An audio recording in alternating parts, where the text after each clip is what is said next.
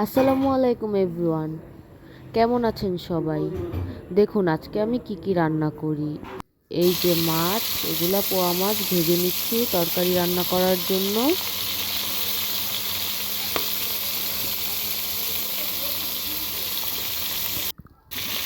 এই যে মাছগুলো উল্টিয়ে দিয়েছি। এই মাছগুলো আজকে ধুন্দুল দিয়ে রান্না করব।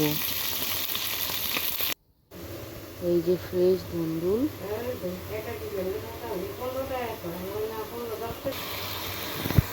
সব মশলা দিয়ে আমি তরকারির জন্য কষিয়ে নিচ্ছি।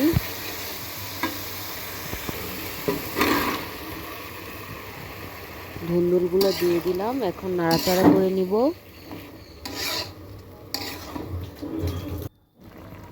এই যে নাড়াচাড়া করার পরে কিছুক্ষণ পর এমনিতেই অনেক পানি হয়ে গিয়েছে, বাড়তি আর কোনো পানি দেওয়ার প্রয়োজন হয়নি এই পর্যায়ে। পরে সামান্য পানি দিয়েছিলাম, তারপরে রান্না হয়ে গিয়েছে। মাছগুলো দিয়ে ধনিয়া পাতা ছিটিয়ে দিয়েছি, কি সুন্দর লাগছে দেখতে দেখুন। আর সাথে ছিল এই যে লাল শাক।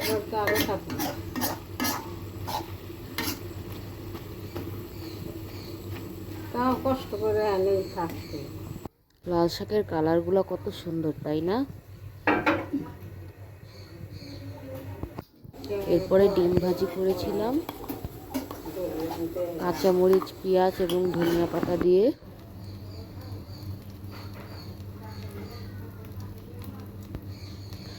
ধনিয়া পাতা দেওয়া ডিম ভাজা খেতে খুবই ভালো লাগে আমার।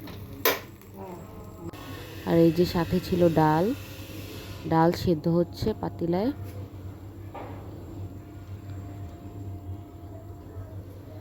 এই যে আর অল্প করে গরুর গোশত রান্না করেছিলাম।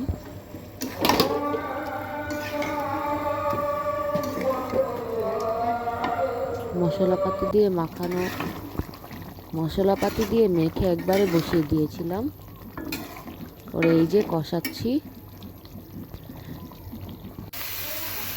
এরপরে সন্ধ্যায় নুডলস রান্না করেছিলাম। সব সবজিগুলো আগে একটু ভাজা ভাজা করে নিয়ে তারপরে এই যে ডিম দিয়েছিলাম।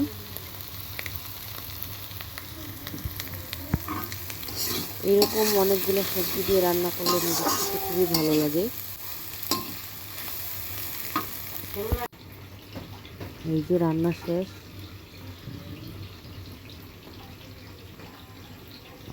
আর সাথে করেছিলাম ফ্রাই। এই যে শেষ।